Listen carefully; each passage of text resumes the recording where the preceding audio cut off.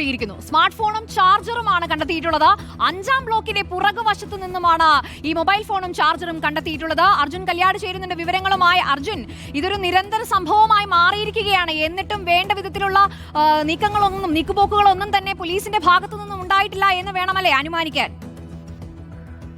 ചൈതന്യ, തീർച്ചയായിട്ടും തുടർച്ചയായ രീതിയിൽ കണ്ണൂർ സെൻട്രൽ ജയിലിൽ നിന്നും ഇത്തരം മൊബൈൽ ഫോണുകളും ലഹരി വസ്തുക്കളും ഒക്കെ പിടികൂടുന്നത് വലിയ രീതിയിൽ വാർത്തയായതാണ്.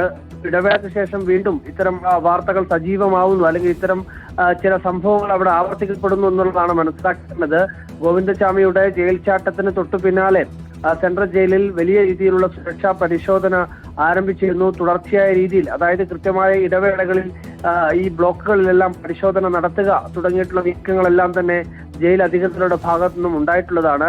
അതിന്റെ ഇടയിൽ കൂടിയാണ് ഈ ജയിലിലേക്ക് ലഹരി വസ്തുക്കളും മൊബൈലും ഒക്കെ എത്തിച്ചു നൽകുന്ന ചില സംഘങ്ങൾ കൂടി പോലീസിന്റെ പിടിയിലാവുന്നതും ജയിൽ ഉദ്യോഗസ്ഥർ അവരെ പിടികൂടി പിന്നീട് പോലീസിൽ ഏൽപ്പിക്കുന്നതും സംഭവങ്ങൾ ഉണ്ടാവുന്നത്. അതിന് പിന്നാലെ ഇത്തരം സംഭവങ്ങൾ അല്പമെങ്കിലും ഒന്ന് ശമിക്കുന്നു എന്ന് വേണം നമുക്ക് അനുമാനിക്കാൻ. എന്നാൽ വീണ്ടും ഇപ്പോൾ മൊബൈൽ ഫോൺ പിടികൂടുന്നത്, അതും സാധാരണ, അതായത് കഴിഞ്ഞ ഒരു 2 മാസത്തിന് തുടർച്ചയായ രീതിയിൽ ഒരു 5-6 തവണ മൊബൈൽ ഫോണുകൾ പിടികൂടിയതാണ്. ആ സമയത്തൊക്കെ ഈ പിടികൂടിയിരുന്നത് കീപാഡ് ഫോണുകളായിരുന്നു. പക്ഷെ ഇപ്പോൾ പിടികൂടിയിരിക്കുന്നത് ഒരു സ്മാർട്ട് ഫോൺ ആണ് എന്നുള്ളത് കൂടി നമ്മൾ പ്രധാനമായും കാണേണ്ടതാണ്. അതായത് എല്ലാ സംവിധാനങ്ങളും, വെറുതെ ഫോൺ വിളിക്കുക എന്നുള്ളത് മാത്രമല്ല, അതിനപ്പുറത്തേക്ക് വാട്സപ്പും ഫേസ്ബുക്കും ഒക്കെ ഉപയോഗിക്കാൻ പാകത്തിലുള്ള ഒരു സ്മാർട്ട് ഫോൺ ആണ് ഈ പറയുന്ന തടവ് പുള്ളികൾ ഉപയോഗിക്കുന്നത്. അതിപ്പോൾ കണ്ടെത്തിയിരിക്കുന്നത് 5-ാം ബ്ലോക്കിന്റെ പുറകുവശത്തു നിന്നാണ്.